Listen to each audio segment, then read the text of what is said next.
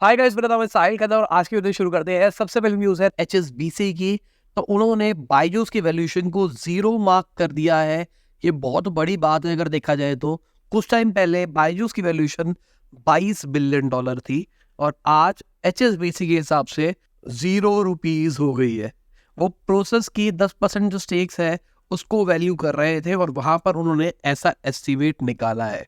अगर हम बायजूस की बात करके चले तो वो तो सैलरीज कट भी कर रहे हैं अपने नए हायर्स की 90% तक। कहा जा रहा है जो फिक्स सैलरीज है, जो सेल्स के लिए लोग हायर करे जा रहे हैं, उनको 10,000 रुपये पर मंथ दी जा रही है। अब देखो, 10,000 रुपये पर मंथ मेरे हिसाब से कोई प्रॉब्लम नहीं है। कहानी क्या होती है, जो ऐसी कंपनीज होती है ये फिक्स प्लस वेरिएबल देती है। वेरिएबल एज आई एस जितना भी जाना चाहिए उतना जाना जाता है। तो मैंने अपने अर्ली टाइम्स में देखा है, उस टाइम पे लोगों को 10,000 रुपये मिलता था और वो ऊपर से 60-70 हज़ार रुपये भी कमा लेते थे वेरिएबल की टर्म्स में। बट यहाँ पर सेल्स वालों के लिए एक बुरी चीज़ है, यहाँ पे जो परफॉर्मेंस लिंक्ड इंसेंटिव है, मतलब वेरिएबल है, उसको कैप कर दिया है 2.8 लाख पर एनम। तो ओवरऑल अगर कोई कितनी भी मेहनत कर ले 4 लाख रुपए से ऊपर वो नहीं जा सकता। और ये समझ लो पैकेज है, इन हैंड नहीं होता है ये। अगर हम इनके बिजनेस डेवलपमेंट एसोसिएट्स की बात करके चले, जो मान के चलो जो अच्छे एमबीए कॉलेजेस से सेल्स वाले बंदे होते हैं उसको बीडीए कहते हैं, या फिर जिनको अच्छा एक्सपीरियंस हो जाता है सेल का उनको भी बीडीए कह देते हैं। तो 2023 के लास्ट के अंदर 10 लाख की सैलरी थी जो कि अभी 7 लाख हो गई है, जहाँ पर 4 लाख फिक्स है और बाकी वेरिएबल है। मतलब 4 लाख ही फिक्स मिलेगी, अगर ढंग से काम करोगे तभी 3 लाख मिलेगी। मतलब यहाँ पे भी वेरिएबल को कैप कर दिया गया है 3 लाख के ऊपर। और यहाँ से एक चीज क्लियर हो रही है कि बायजूस अपने बिजनेस मॉडल के ऊपर चेंजेस कर रहा है। वो अपने आप को बचाने की कोशिश कर रहे हैं, किस तरीके से बचा सकते हैं तो ये तो टाइम ही बताएगा क्या होगा क्या नहीं होगा। क्योंकि भाई कंपनी का बैंड तो बजा हुआ है, पैसों की दिक्कत है, प्रॉफिटेबिलिटी है नहीं। समझ में नहीं आ रहा है कंपनी पैसे कैसे कमाएगी। बट एज अ एंटरप्रेन्योर मैं हमेशा कहता हूँ कि कोई कंपनी नहीं जानी चाहिए। ठीक है, उन्होंने लोगों के साथ गलत किया है, वो उनको पैसे रिफंड करने चाहिए जिनके साथ गलत किया है। बट बहुत सारे लोगों की ना नौकरियां होती है उस कंपनी के अंदर। तो जब इकोनॉमिक डाउन टर्न होता है और नौकरियां चली जाती है ना, तो भाई अच्छा नहीं होता है। इसलिए मैं हमेशा सपोर्ट करता हूँ। क्योंकि अभी क्या है, इलेक्शन खत्म हो गए हैं, अभी रुक जाओ 1-1.5 महीना रुक जाओ, देखना इन्फ्लेशन का हाल क्या होता है, बाकी फैक्टर्स का हाल क्या होता है। असली जो भी डेटा आना होगा ना वो भी 1-2 महीने के बाद पता लगेगा हमको। क्योंकि अभी इलेक्शन थे, इसलिए हो सकता है बहुत सारा डेटा रुका गया हो या फिर उसको फोर्सफुली कंट्रोल किया गया हो। अगर मैं NCLAT की बात करके चलूं तो उन्होंने बायजूस के इन्वेस्टर्स की जो प्ली है उसको डिसमिस कर दिया है। जो प्रोसेस है उन्होंने तो क्लेम किया था बायजूस ने NCLT का ऑर्डर वायलेट किया है, क्योंकि अभी रिसेंटली बायजूस ने राइट इशू के थ्रू पैसे रेज करे थे, बट उन्होंने अपनी ऑथराइज शेयर कैपिटल को नहीं बढ़ाया। इस चक्कर में ऐसा कहा जा रहा है। और बायजूस नहीं, अगर मैं एनवीडिया की बात करके चलूँ तो अभी हमने देखा है इस साल एनवीडिया ने आग लगा रखी है। मैं कहूँगा पिछले 1.5 साल से एनवीडिया ने आग लगा रखी है और सबको ऐसा लग रहा है कि फ्यूचर और बेटर भी दिखाई दे रहा है सभी को। बट शॉर्ट सेलर्स ने $34 बिलियन एनवीडिया के अगेंस्ट बेट कर रखे हैं।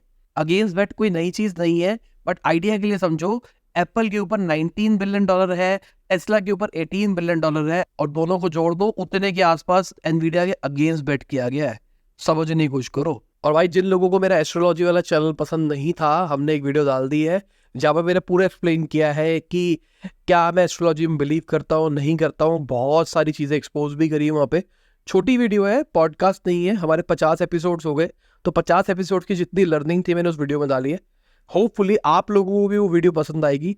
उसमें मैंने कोई हवाबाजी नहीं करी है, उसमें सिर्फ लॉजिकल बातें करी है कि मेरी लर्निंग क्या रही, मैंने क्या सीखा उन लोगों से, क्या चीज़ें काम करती है क्या चीज़ें काम नहीं करती है। अगली खबर आरबीआई की है। तो उन्होंने रेपो रेट को चेंज नहीं किया है। पिछली 8 बारी से रेपो रेट स्टैग्नेंट रहा है। अगर हम इंडिया के फॉरेस्ट रिजर्व की बात करके चले तो ऑल टाइम हाई पे पहुंच गए। 31 मई तक की बात करके चले $651.5 बिलियन तक पहुंच गए। अगर हम ECB की बात करके चले, उन्होंने इंटरेस्ट रेट घटाई है, 4% से घटा के 3.75% के ऊपर वो ले आए हैं और पिछले 5 साल में पहला कट किया है ECB ने। अगली खबर ITC की है। तो ITC के डीमर्जर को शेयर होल्डर्स ने अप्रूव कर दिया है 99% मेजॉरिटी से। जिनको नहीं पता, बेसिकली होटल वाला जो इनका डिवीजन है ITC का, उसको अलग करने की बात चल रही थी ITC से और वो अप्रूव कर दिया गया है। तो अब शेयर होल्डर 60% अपना होल्डिंग ITC होटल्स के अंदर रखेंगे और 40% ITC बचे हुए के अंदर रखेंगे। तो यहाँ से दिखाई दे रहा है ITC as a hotel brand कितना बढ़िया है। और जिनको नहीं पता, आईटीसी सिगरेट का सबसे बड़ा प्लेयर है, सारी बड़ी सिगरेट्स आईटीसी से निकलती है। बट आईटीसी क्लासमेट भी बेचता है जो कि बच्चों के लिए कॉपी है। आईटीसी सनफीस भी बेचता है जो कि खाने वाली आइटम है। और आईटीसी के लग्जरी होटल्स भी है। एक्सपेंशन डाइवर्सिफिकेशन देखो एक बार। अगली खबर अडानी पोर्ट की है। तो उन्होंने 5 साल के लिए नेताजी सुभाष डॉक को साइन कर लिया है कोलकाता के अंदर। ये इंडिया की ईस्टर्न कोस्ट का लार्जेस्ट कंटेनर टर्मिनल है। अगली खबर विप्रो की है। तो उनके शेयर प्राइसेस बढ़ते हुए दिखाई दिए क्योंकि $500 मिलियन की उन्होंने डील साइन कर ली है यूएस के कम्युनिकेशन सर्विस प्लेयर से, जहां पर वो उनको मैनेज सर्विस प्रोवाइड करके देंगे उनके कुछ प्रोडक्ट्स के लिए। अगली खबर टेंसेंट की है। तो उन्होंने पॉलिसी बाजार के शेयर्स बेच दिए हैं 415 करोड़ के। अभी रिसेंटली पॉलिसी बाजार के जो सीईओ है उनके ऊपर नोटिस भी आया था सीबी से कि उन्होंने इन्वेस्ट किया है किसी और एंटिटी के अंदर जो कि पॉलिसी बाजार की है और वो सेबी के नॉर्म्स के खिलाफ है और पॉलिसी बाजार वाले इसको मना कर रहे थे। अगर मैं एथर एनर्जी की बात करके चलूँ तो उनका रेवेन्यू 1.5% से घटता हुआ दिखाई दिया है। फाइनेंशियल ईयर 24 के अंदर 1754 करोड़ का उन्होंने रेवेन्यू रिपोर्ट किया है और ये हेल्थी बात नहीं है भाई। 2023 के अंदर 4 गुना बढ़े थे वो और 2024 के अंदर घटते हुए दिखाई दे रहे हैं। अभी 1-2 न्यूज़ पहले ही हमने बात करी थी कि भाई पिछले महीने इनकी सेल भी घटती हुई दिखाई दी है और बहुत ही बड़े मार्जिन से घटती हुई दिखाई दी है। अभी के टाइम पे एथर का 42% हीरो मोटोकॉर्प ओन करता है। तो ऐसा लगता है कि भाई हीरो मोटोकॉर्प तो बचा ही लेगा। और ये जो मैं होल्डिंग की बात कर रहा हूँ, अभी रिसेंटली हीरो मोटोकॉर्प ने अपनी होल्डिंग बढ़ाई है 2.2% के आसपास, वो मिला के 42% के आसपास हीरो मोटोकॉर्प के पास पे है। अगली खबर, फूड सेफ्टी डिपार्टमेंट ने ब्लिंकिट के वेयर हाउस पे रेड मारी है और बहुत सारे इश्यूज उन्होंने वहां पे देखे हैं कि भाई स्टोरेज रैक साफ नहीं थे, ट्रेन पर्सनल्स नहीं थे, अनहाइजीनिक स्टोरेज कंडीशन थी, कपड़े सही नहीं थे, मेडिकल सर्टिफिकेट नहीं थे फूड हैंडलर्स के, कॉस्मेटिक्स को ढंग से नहीं रखा जा रहा था और एक्सपायर प्रोडक्ट्स भी निकले हैं। अब ये चीज ध्यान देने वाली होगी। अभी रिसेंटली हमने क्विक कॉमर्स से नॉनवेज मंगाया था और वो खराब निकला था, सड़ा हुआ। बेसिकली जो फ्रोजन आता है ना, वो ऐसे सामने से पता नहीं लगता खराब है सही है, जब उसको खोलते हैं ना तब पता लगता है। इतना गंदा स्मेल था तो हमने तो भाई एकदम इच्छा खत्म हो गई मंगाने की। और यही शायद रीजन हो सकता है कि जो फ्रोजन होता है उसको फ्रिज में रखना चाहिए, बट कंडीशन सही नहीं, ट्रेन साफ नहीं था, उन्होंने ओपन में रख दिया होगा और वो खराब हो गया होगा। अब भुगतेगा कौन? वेंडर जिसने इनको सप्लाई की है। अगली खबर एको की है। तो उन्होंने गवर्नमेंट का इंटरवेंशन मांगा चाइना के अंदर, क्योंकि चाइना के अंदर एको का ट्रेडमार्क फाइल किया जा रहा है किसी और कंपनी के थ्रू और सेम कैटेगरी के अंदर। यहाँ पे समझने की बात करो, अभी इंडिया के ऊपर भी बहुत सारे ट्रेडमार्क वायलेशन के केसेस चल रहे हैं। जैसे टेस्ला ने टेस्ला पावर के ऊपर किया है, किलर ने नेटफ्लिक्स इंडिया के ऊपर किया है। बट अगर चाइना की बात करके चले तो उनका कहना है हमारे यहाँ पे फर्स्ट टू फाइल पॉलिसी है, जो पहले फाइल करेगा उसको वो ट्रेडमार्क मिल जाएगा, बात खत्म। तो लेट्स सी गवर्नमेंट उसके ऊपर कुछ काम करती है या फिर नहीं करती है। अगली खबर ओआरएस की सेल की है। 20% ओआरएस की सेल बढ़ती हुई दिखाई दी है। 6.2 करोड़ सैशेस बिके मई के महीने के अंदर।